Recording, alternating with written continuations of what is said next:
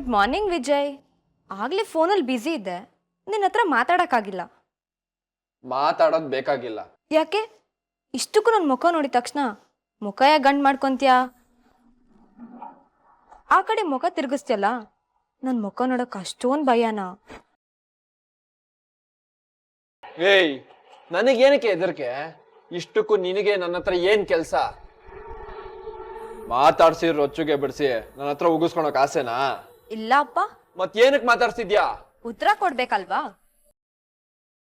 ರಾತ್ರಿ ನೀನ್ ಕುಡ್ದು ಬಂದು ಏನೇನೋ ಒದ್ರುದೆ. ಆಗ ನಾನು ನಿಂಗೆ ಉತ್ತರ ಕೊಟ್ಟಿದ್ದಿದ್ರೆ ನಿನ್ ತಲೆಗೆಲ್ಲೇ ಇರ್ತಿತ್ತು?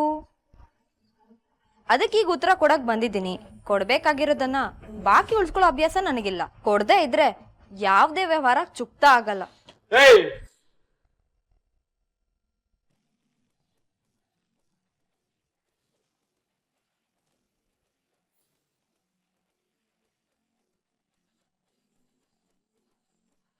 ಕದರ್ಸಿದ್ ಮಾತ್ರಕ್ಕೆ ಹೆದರ್ಕೊಂಡ್ ಕೂರೋ ಹೆಣ್ಣು ನಾನಲ್ಲ ಅಂತ ಈಗಾಗ್ಲೇ ನಿಂಗೆ ಗೊತ್ತಾಗಿದೆ.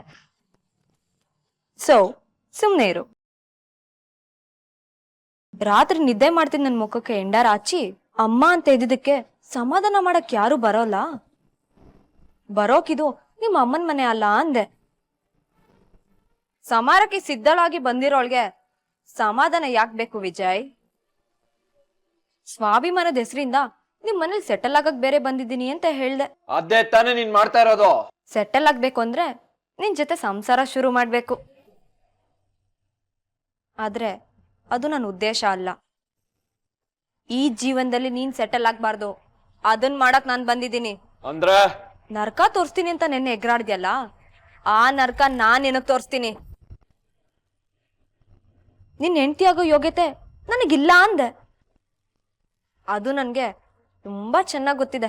ಯಾಕಂದ್ರೆ ಯಾವ ಹೆಣ್ಣಿಗೂ ಗಂಡನಾಗೋ ಯೋಗ್ಯತೆ ನಿನಗಿಲ್ಲ. ಮತ್ಯಾಕೆ ಈ ತಾಳಿ ಎಂಟಿ ಮನೆ ಸೊಸೆ ಅನ್ನೋ ನಾಟಕ? ನೆನ್ಪಿರ್ಲಿ, ಈ ತಾಳಿ ನೀನ್ ಕಟ್ಟಿರೋದಲ್ಲ, ನಾನ್ ಕಟ್ಕೊಂಡಿರೋದು. ಇಲ್ಲಿಗ್ ಬಂದಿರೋದು ನಿನ್ ಜೊತೆ ಸಂಸಾರ ಮಾಡಿ ಹುಟ್ಟೋ ಮಕ್ಳನ್ನ ಲಾಲನೆ ಪಾಲನೆ ಮಾಡ್ಕೊಂಡಿರೋಕಲ್ಲ. ನಿನ್ನ ಋಣದಲ್ಲಿ ಬದುಕ್ಬೇಕಂತನೂ ಅಲ್ಲ. ಹೆಣ್ಣಿನ ಬದುಕನ್ನ ಕೇವಲವಾಗಿ ನೋಡ್ತಿರೋ ನಿನಗೆ ತಕ್ಕ ಪಾಠ ಕಲ್ಸಕ್ಕೆ. ನೀನೇ ಆದರ್ಶ ಅಂತ ನಡೀತಿರೋ ನಿನ್ನಂತ ಗುಂಪಿಗೆ ನಿಜವಾದ ಜೀವನ ದರ್ಶನ ತೋರ್ಸಕ್ಕೆ. ಮಾಡ್ತಿರೋ ತಪ್ಪನೆ ಸರಿ ಅನ್ಕೊಂಡ್ ಮೆರಿತಿರೋ ನಿನಗೆ ಅದನ್ನ ನೋಡಿ ಈ ಸಮಾಜದಲ್ಲಿ ಯಾರಾದ್ರೂ ಬೇರೆಯವರು ಒಂದ್ ಹೆಣ್ಣನ್ನ ಕೆಣಕಕ್ಕೆ ಹೆದರ್ಬೇಕು. ಹಾಗ್ ಮಾಡ್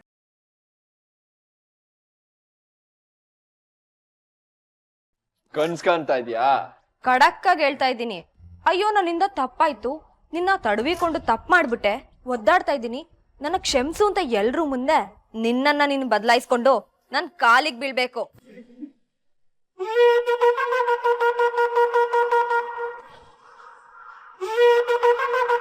ಆ ಕ್ಷಣ ತನಕ ನಾನ್ ಇಲ್ಲೇ ಇದೇ ಮನೇಲೆ ನಿನ್ ತಾಳಿ ಕಡ್ದೇ ಇದ್ರು ನಿನ್ ಹೆಂಡತಿ ಆಗಿದ್ದು ನರ್ಕ ತೋರಿಸ್ತೀನಿ.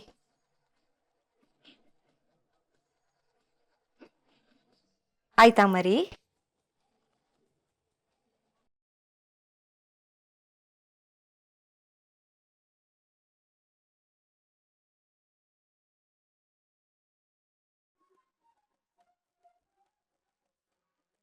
ದೇವ್ರಾಡ್ಸ್ತಿರೋ ಈ ಆಟದಲ್ಲಿ ಮುಂದೇನಾಗ್ಬೋದು ಅಂತ ಹೇಳ್ತೀಯ ದಿವ್ಯಾ?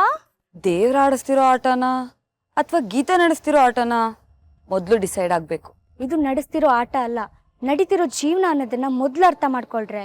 ಆದ್ರೆ ನನ್ಗೆ ಅವಳ ಮುಂದಿನ ಜೀವನ ಕಾಣಿಸ್ತಿರೋದು ಮಹಾಯುದ್ಧ. ಆ ಯುದ್ಧದಲ್ಲಿ ಗೀತನ್ ಪರವಾಗಿ ಹೋರಾಡ್ಬೇಕಾಗಿರೋದು ಗೀತಾ ಒಬ್ಳೆ ಆದ್ರೂ ವಿಜಯ್ ಮನೆಗೆ ಹೋಗಿ ಧೈರ್ಯವಾಗಿ ಸೇರಿದ್ಲು ತಾನೆ. ಅದ್ರಿಂದ ಮಂತ್ರಿ ಮನೆ ಸೊಸೆ ಅಂತ ಅನ್ನಿಸ್ಕೊಂಡಿದ್ದಾಳೆ ತಾನೆ. ಅಂದ್ಮೇಲೆ ಗೀತಾ ಯುದ್ಧ ಗೆದ್ದಂಗೆ ಅಂತ ನೀನ್ ಅನ್ಕೊಬಹುದು ಶರಣ್ಯ. ಆದ್ರೆ ವಿಜಯ್ ಮತ್ತೆ ಅವ್ರ ಮನೆ ಕಡೆಯವರು ಅಷ್ಟು ಬೇಗ ಸೋಲೊಪ್ಕೊಂತಾರೆ ಅಂತ್ಯಾ? ಅಷ್ಟು ಜನರ ಮಧ್ಯೆ ಈಗ ಮಧ್ಯೆ ಸಿಕ್ಕಾಕೊಂಡಿರೋದು ಗೀತಾ. ಅವರು ಯಾವಾಗ ಏನ್ ಬೇಕಾದ್ರೂ ಮಾಡ್ಬೋದು. ಹಾಗಾದ್ರೆ ಅವಳ ಸ್ಥಿತಿ ಏನನ್ನೋದು ಅವಳ ಕಾಲೇಜ್ ಬಂದ್ಮೇಲೆ ಗೊತ್ತಾಗುತ್ತೆ. ವಿಜಯನ ಹೆಂಡತಿ ಆದ್ಮೇಲೆ ಅವಳು ಕಾಲೇಜ್ ಬರ್ತಾಳೆ ಅಂತೀಯಾ? ಯಾಕೆ ಬರಲ್ಲ? ಅವಳ ಜೀವನದಲ್ಲಿ ಅವಳಿಗೆ ಎಲ್ಲಕ್ಕಿಂತ ಮುಖ್ಯವಾಗಿದ್ದು ಓದು. ಅದನ್ನ ಅವಳು ಅರ್ಧಕ್ಕೆ ಬಿಡಲ್ಲ. ಹಾಗಾದ್ರೆ ಗಂಡ ಹೆಂಡತಿ ಇಬ್ರು ಕಾಲೇಜಿಗೆ ಬರ್ತಾರೆ ಅಂತ್ಯಾ? ಇವತ್ತು ಹೇಗಿದ್ರು ಕಾಲೇಜಿಗೆ ರಜಾ ಇದೆ, ನಾಳೆ ಏನಾಗುತ್ತೆ ಅನ್ನೋದು ಗೊತ್ತಾಗುತ್ತೆ. ನನ್ಗೇನು ಗೀತಾ ಕಾಲೇಜ್ ಬರಲ್ಲ ಅನ್ಸುತ್ತೆ ಕಣ. ಇವತ್ತು ಅವ್ರ ಮನೇಲಿ ಖಂಡಿತ ರಂಪರಾಮಾಯಣ ಆಗುತ್ತೆ ಕಣ. ನೋಡ್ತಾ ಇರು, ನಾಳೆ ನಮ್ ಕಣ್ಮುಂದೆ ಕಾಣಿಸೋದು ಬೇರೆದೇ ಕತೆ ಕಣ. ಒಂದು ಪಕ್ಷ ಗೀತನ್ನಾದ್ರೂ ಸಹಿಸ್ಕೋಬಹುದು ತಂಗೆವಾ, ಅವಳ ಅಪ್ಪನಲ್ಲ. ಅವನು ಬೀಗ್ರೆ ಅಂತ ಕರೆಯುವಾಗ ಇಷ್ಟು ದೊಡ್ಡ ಬೀಗ ತಗೊಂಡು ಅವನ ತಲೆಗೊಡಿನ ಅಂತ ಅನ್ಸುತ್ತೆ ನನಗೆ. ತಂಗೆವ ಇನ್ನು ಮುಂದಕ್ಕೆ ಅವನ ಫೋನ್ ಕಾಲನ್ನು ನಾನು ಯಾವುದೇ ಕಾರಣಕ್ಕೂ ರಿಸೀವ್ ಮಾಡೋದಿಲ್ಲ. ಇದು ನನ್ನ ಶಾಶ್ವತ ಶಪಥಂ. ಮೇಡಮ್ ಮೇಡಮ್ ಅದೇ ಯಾರು ನನ್ನ ಶಪಥಂಗೆ ಮೇಡಮ್ ಅಂತ ಪ್ರಾಸ ಕೂಡಿಸ್ತಾ ಇರೋದು? ನಾನ್ ಸರ್ ಮೇಘದೂತ ಸಿಲ್ಕ್ ಸೆಂಟರ್ ಇಂದ ಪಣಿಕರ್ ಅಂತ. ಮೇಘದೂತ? ಜಸ್ಟ್ ಎ ಮಿನಿಟ್, ಬಂದೆ. ಯಾರು ಬೇಕಿತ್ತು? ಮೇಡಮ್ ಬೇಕಿತ್ತು. ಮೇಡಮ್? Just a minute. ತಂಗಿಯವ್ವ, ಏನು ಇಷ್ಟೊಂದು ಬಟ್ಟೆ? ಮಗನ ಮದುವೆ ಅಂತ ಆರ್ಡರ್ ಮಾಡಿದ್ದ, ಕ್ಯಾನ್ಸಲ್ ಆಗೋಯ್ತಲ್ಲ. ಇದನ್ನು ಕ್ಯಾನ್ಸಲ್ ಮಾಡು. ಏನು ಮಾಡ್ತೆ ಇಷ್ಟನ್ನ? ಆರ್ಡರ್ ಮಾಡಿದ್ರೆ ಅಲ್ವಾ ಕ್ಯಾನ್ಸಲ್ ಮಾಡೋದಕ್ಕೆ? Complicated dialogue. Follow me.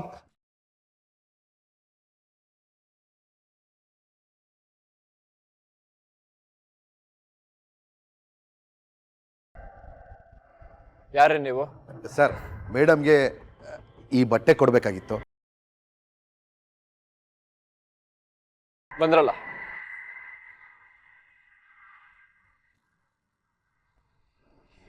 ನಾವ್ ಯಾವ್ದು ಆರ್ಡರ್ ಮಾಡಿರ್ಲಿಲ್ವಲ್ಲ. ಹೌದು, ನೀವು ಆ ಮೇಡಮ್ ಅಲ್ವಲ್ಲ?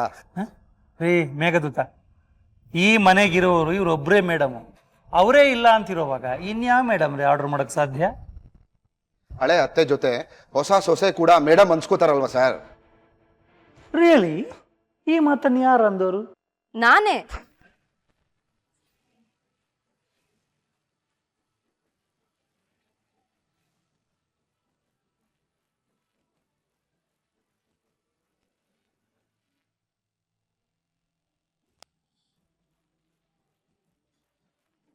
ನಾನೇ ತಾರಣ್ಣ ಅಂಕಲ್.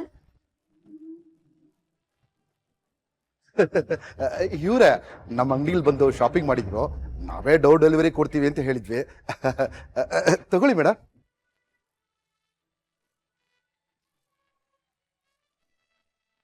ಥ್ಯಾಂಕ್ಸ್. ಪಾಪ ನಿಮ್ ಸೀರೆನ ಎಷ್ಟ್ ದಿವಸ ಅಂತ ಉಡೋದು, ಅದಕ್ಕೆ ನಿಮ್ ಮಗರಾಯನ ಹತ್ರ ಕೊಡ್ಸಿ ಅಂತ ಕೇಳ್ದೆ. ಪಾಪ ಅವ್ರವ್ರ ಫ್ರೆಂಡ್ಸ್ ಜೊತೆ ಬ್ಯುಸಿ ಇದ್ರು, ಆಗಲ್ಲ ಅಂದ್ರು. ಅದಕ್ಕೆ ನಾನೇ ಆರ್ಡರ್ ಮಾಡಿ ಬಂದೆ. ನನ್ನ ಕೆಲಸ ನಾನು ಮಾಡಿದ್ದಾಯ್ತು. ಇನ್ನು ನೀವು ಬಿಲ್ ಕ್ಲಿಯರ್ ಮಾಡಿದ್ರೆ ನಾನು ಹೊರಡ್ತೀನಿ. ಎಷ್ಟು? ಏನ್ ಸರ್ ಹೀಗೆ ಕೇಳ್ತೀರಾ? ಪರವಾಗಿಲ್ಲ, ಹೇಳಿ. ಇವತ್ತೆ 3,20,000. 3,20,000? ಸ್ವಲ್ಪ ಹೆಚ್ಚಾಯ್ತು ಅಂತ ನನಗೂ ಅನ್ಸ್ತು ಅತ್ತೆ. ಆದ್ರೆ ನಿಮ್ ಲೆವೆಲ್ ನೋಡ್ಬೇಕಲ್ವಾ, ನಿಮ್ ಪ್ರೆಸ್ಟಿಗ್ ತಕ್ಕಾಗೆ ಬದುಕ್ಬೇಕಲ್ವಾ. ಬಂದೋರ್ ಮುಂದೆ ನಿಮ್ ಸೊಸೆ ಅನ್ಸ್ಕೋಬೇಕಲ್ವಾ. ಬಟ್ಟೆ ನೋಡಿ ಮಟ್ಟ ಅಳಿಯ ಜನರು ಮಧ್ಯೆ ಇರೋರು ನೀವು, ನಿಮ್ಗಳ ಮಧ್ಯೆ ಇರ್ಬೇಕಾದವಳು ನಾನು. ಅದಕ್ಕೆ ದುಡ್ಡು ಸ್ವಲ್ಪ ಜಾಸ್ತಿ ಆಯ್ತು. ಅತ್ತೆ, ನಾನ್ ನಿಮ್ ಮಗರಾಯನ ಹತ್ರ ದುಡ್ಡು ಕೇಳಿಲ್ಲ. ಯಾಕೇಳಿ? ಅವ್ರಿಗೂ ದುಡ್ಡು ಕೊಡೋದು ನೀವೇ ಅಲ್ವಾ ಅತ್ತೆ?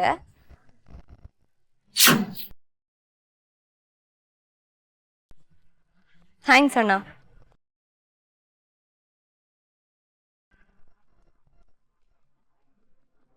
ಲೇ ನಿನ್ನ ವಿಜಯ್ ನಿಂತ್ಕೋ. ಏನ್ ಮಾಡ್ಬೇಕು ಹೇಳಮ್ಮ? ಮಾಮನ್ ಹತ್ರ ದುಡ್ಡಿಸ್ಕೊಂಡು ಬಿಲ್ ಕ್ಲಿಯರ್ ಮಾಡಿ ಕಳ್ಸು.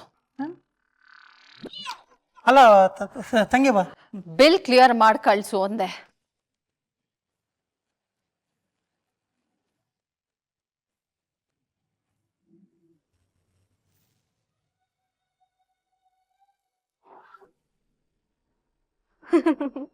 ಏನೇ ನೀನು ಆರಾಮಾಗಿ ನಗ್ತಿದೀಯಾ? ಶರಣ್ಯ, ನಗು ಅನ್ನೋದು ಆ ದೇವ್ರು ಎಲ್ರಿಗೂ ಕೊಟ್ಟಿರೋ ಶಾಶ್ವತವಾದ ಸ್ವತ್ತು. ಸಂದರ್ಭ ಸಮಸ್ಯೆ ಕೊಡ್ತದನ್ನ ಮಾತ್ರಕ್ಕೆ ನಮ್ ಸ್ವತ್ತನ್ನ ನಾವ್ಯಾಕೆ ಕಳ್ಕೊಬೇಕು ಹೇಳು? ಲೇ ಗೀತಾ, ನಿನ್ನ ಫಿಲಾಸಫಿ ಡೈಲಾಗ್ನ ನಿಲ್ಸೆ. ಮದ್ವೆ ಹೆಣ್ಣಿನ ಗೆಟಪ್ ಅಲ್ಲಿ ನೀನ್ ಆ ಮನೆಗೆ ಹೋದಾಗ ಎಲ್ಲ ಕಡೆ ನೀನ್ ಆ ಮನೆ ಸೊಸೆ ಅನ್ನೋದೇ ಸುದ್ದಿ. ಹೌದು, ನಾನ್ ಈ ಮನೆ ಸೊಸೆನೆ. ಅದ್ರಲ್ಲಿ ಯಾಕೆ ಅನುಮಾನ? ಅಲ್ವೇ? ವಿಜಯ್ ಬೆಂಕಿ ತಾನೆ, ಆ ಬೆಂಕಿಯಿಂದ ದೂರ ಇದ್ರೆ ಒಳ್ಳೆ ತಾನೆ. ಅದ್ ಬಿಟ್ಟು ಅದೇ ಬೆಂಕಿನ ತಪ್ಕೋತಿ ಅಂದ್ರೆ ನಿನಗ್ ತಲೆ ಕೆಟ್ಟಿದೆ ಅಂತ ತಾನೆ. ಇಡೀ ಜಗತ್ತೇ ನನ್ನ ಪಾಲಿಗೆ ಕೆಟ್ಟು ನಿಂತಿತ್ತು ಶರಣ್ಯ. ಒಟ್ಟೊಟ್ಟಿಗೆ ಎಲ್ಲವನ್ನೂ ಸರಿ ಮಾಡ್ಬೇಕಿತ್ತು. ಅದಕ್ಕೆ ನನ್ಗಿದ್ದ ದಾರಿ ಇದೊಂದೇ. ಆ ಮನೆ ಸೊಸೆ ಆಗದಾ? ಹೌದು. ವಿಡಿಯೋ ನೋಡಿ ಪ್ರತಿಯೊಬ್ರು ನನ್ನ ಮಾನದ ಬಗ್ಗೆ ಚೀಪಾಗಿ ಮಾತಾಡೋರು. ಬಲಿಯಾಗದ ನನ್ನ ಮಾನ ಸಮಾಜದ ಬಾಯಲ್ಲಿ 1000 ಸತಿ ಬಲಿಯಾಗಿರೋದು. ಅದನ್ನ ತಡಿಬೇಕಾಗಿತ್ತು. ಇನ್ನೊಂದ್ ಕಡೆ ಎತ್ತೋರ್ ಮರ್ಯಾದೆ ಕಾಪಾಡೋದು ನನ್ನ ಕರ್ತವ್ಯ ಆಗಿತ್ತು. ನನ್ನ ಮನೆ ಈಚೆ ಹಾಕಿತ್ತು. ನನಗೂ ಒಂದು ಮರ್ಯಾದೆ ನೆಲೆ ಬೇಕಿತ್ತು. ಅದಕ್ಕೆ ನಾನು ಇಲ್ಲಿಗೆ ಬರ್ಲೇಬೇಕಿತ್ತು. ಹಾಗಾದ್ರೆ ನೀನ್ ವಿಜಯ್ ಹೆಂಡತಿಯಾಗಿ ಅವ್ನ ಮನೇಲಿ ಸೆಟ್ಲ್ ಆಗ್ಬಿಡ್ತೀಯ ಗೀತಾ? ಆ ಮನೇಲಿ ಅವ್ನ್ ಸುಮ್ನೆ ಬಿಡ್ತಾನಾ? ನಿನಗ್ ಭಯ ಆಗ್ತಿಲ್ವಾ ಗೀತಾ? ಭಯ ಖಂಡಿತವಾಗ್ಲೂ ಆಗ್ತಿದೆ. ಕುರುಕ್ಷೇತ್ರದ ಯುದ್ಧದಲ್ಲಿ ಕೌರವರ ಸೈನ್ಯ ಅದರಲ್ಲಿದ್ದ ಮಹಾಮೈಮರನ್ನ ಕಂಡು ಒಂದು ಕ್ಷಣ ಅರ್ಜುನ ಎದುರಿದ್ದ. ಕೃಷ್ಣ ನನಗ್ ಭಯ ಆಗ್ತಿದೆ, ಮನ್ಸಲ್ಲಿದ್ದ ವಿಶ್ವಾಸ ಸೋಲ್ತಿದೆ ಅಂತಿದ್ನಂತೆ. ಅದಕ್ಕೆ ಕೃಷ್ಣ ಭಯ ಅನ್ನೋದು ಸದಾಕಾಲ ನಿಂಗೆ ಎಚ್ಚರ ಇರೋ ಹಾಗೆ ಮಾಡುತ್ತೆ ಅನ್ನಂತೆ. ಅತಿಯಾದ ವಿಶ್ವಾಸ ನಿನ್ನನ್ನ ಸೋಲ್ಸುತ್ತೆ. ಭಯ ಯಾವತ್ತು ನಮ್ಮನ್ನ ಕಾಪಾಡ್ಕೊಳ್ಳೋ ಗುಣ. ಅದೇ ಇರೋ ಬುದ್ಧಿನ ಎಚ್ಚರ ಮಾಡೋ ಗ್ಲೂಕೋಸ್ ಅನ್ನಂತೆ. ಅದನ್ನೇ, ಆ ಭಯನೇ ನಾನು ನಂಬಿದ್ದೀನಿ. ಆದ್ರೆ ವಿಜಯ್ ನಿನ್ ಜೊತೆ ಬದುಕ್ತಾನ? ಮನ್ಸಾರಿ ನಿನ್ನ ನೊಪ್ಕೋತಾನ? ನಾನ್ ಬಂದಿರೋದು ವಿಜಯ್ ಒಪ್ಗೆಗಲ್ಲ. ತಪ್ಪು ಅನ್ನೋದು ನನ್ ಮೇಲೆ ತಪ್ಪಾಗಿ ನನ್ ಭವಿಷ್ಯನ ತುಳಿಬಾರ್ದು ಅಂತ. ನೀನ್ ಆ ಮನೇಲಿ ಇದ್ಯಾ ಅಂದ್ರೆ ಅದಕ್ಕೊಂದು ಉದ್ದೇಶ ಇರ್ಬೇಕು ತಾನೆ. ಅದೇನು? ಉದ್ದೇಶ ಸ್ಪಷ್ಟವಾಗಿತ್ತು, ಅದು ಮುಗೀತು. ಈಗಿರೋದು ನನ್ ಭವಿಷ್ಯ. ಅದಕ್ಕೆ ನಾನು ಇಲ್ಲೇನ್ ಮಾಡ್ಬೇಕು, ಹೇಗಿರ್ಬೇಕು ಅನ್ನೋ ದಾರಿ ನನಗ್ ಸ್ಪಷ್ಟವಾಗಿದೆ. ನನ್ನ ಪ್ರಯಾಣ ಅದ್ರ ಕಡೆ ಇರುತ್ತೆ. ಅದನ್ನೇ ಕೇಳ್ತಿರೋದ್ ಗೀತಾ. ಏನ್ ಮಾಡ್ತೀಯಾ? ಮಾಡ್ತಾ ಹೋಗ್ತೀನಿ. ಹೇಗ್ ಮಾಡ್ತೀನಿ, ಏನ್ ಮಾಡ್ತೀನಿ, ಏನ್ ಸಾಧಿಸ್ತೀನಿ ಅನ್ನೋದು ಸಮಯ ಸಂದರ್ಭ ಬಂದಾಗ ನಿಮ್ಗೆ ಗೊತ್ತಾಗುತ್ತೆ. ಶುಭರಾತ್ರಿ. ಸರಿ ಗೀತಾ.